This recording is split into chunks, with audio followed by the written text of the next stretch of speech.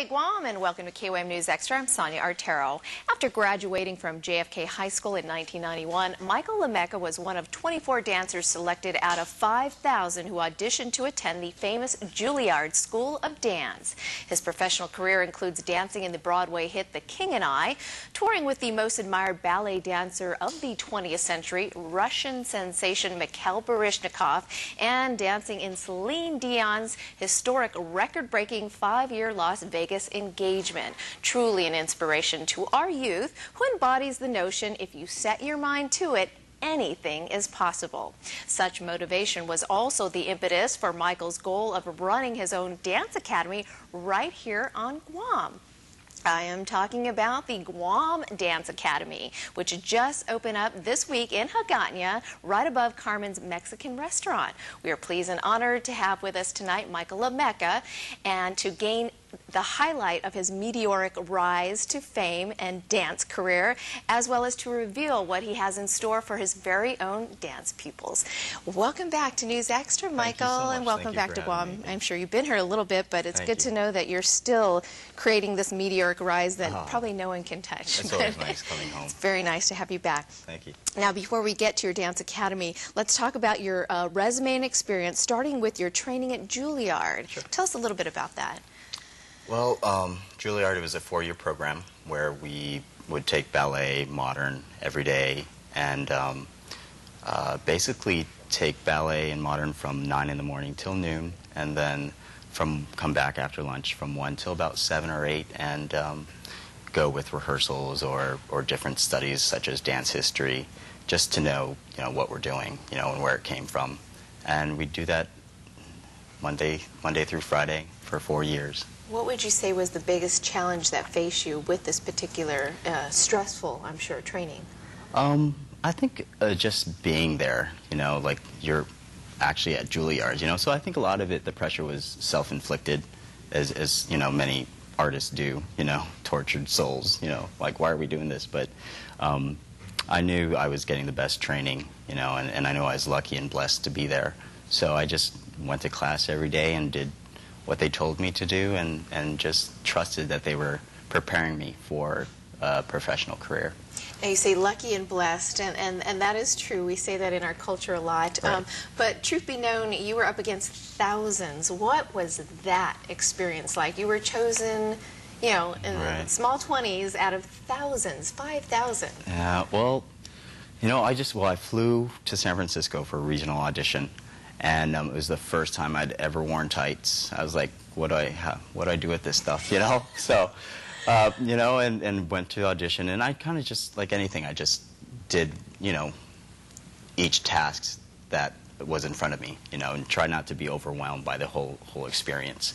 So I just went to the audition, did the ballet class, did the modern class, did a solo, and just waited for the call, and lucky that I got one. And the whole time was your heart pumping, like, oh my God. Yeah, it's one of those. Yeah, just one of those things, just kind of being in the zone. And sometimes you don't know why you're doing something, but that this might be the path for you, and just trusting it. And that's what got me through it. And you were just on that day. Now, what was it like dancing in the Broadway hit The King and I?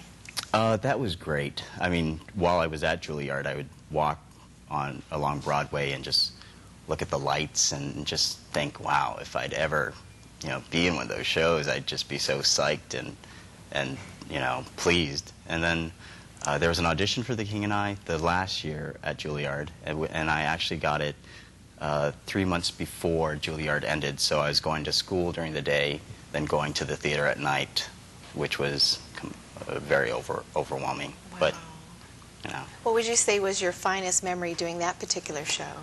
Working probably with Lou Diamond Phillips and Marie Osmond. She was our Anna for a while. Stars. Yeah. So, and they're so gracious. They're just incredible people and very giving.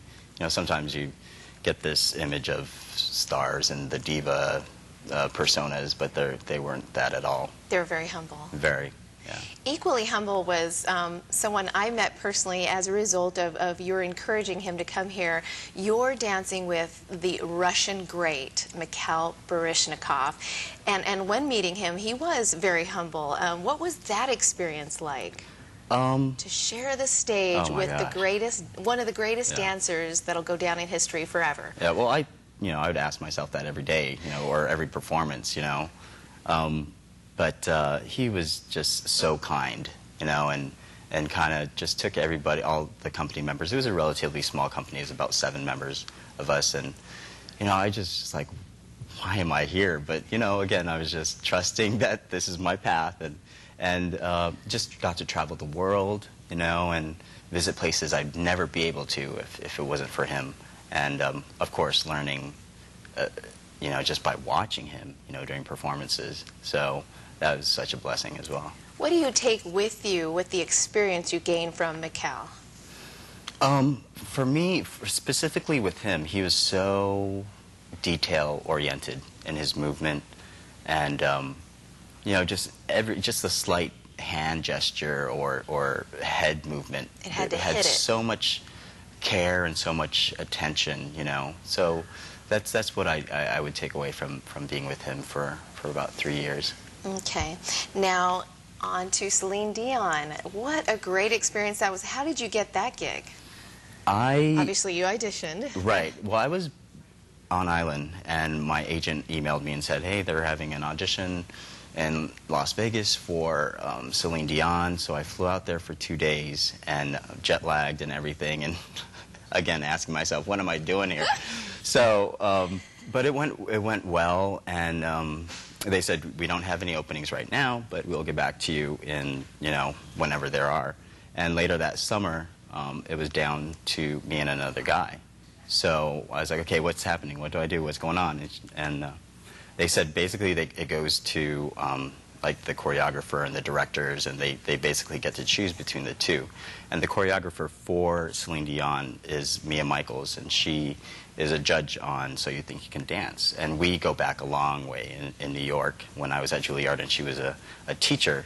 So she gave me a great recommendation, and I got the job. Wow. Yeah. And what was the finest experience dancing, sharing the stage with Celine Dion, if you will?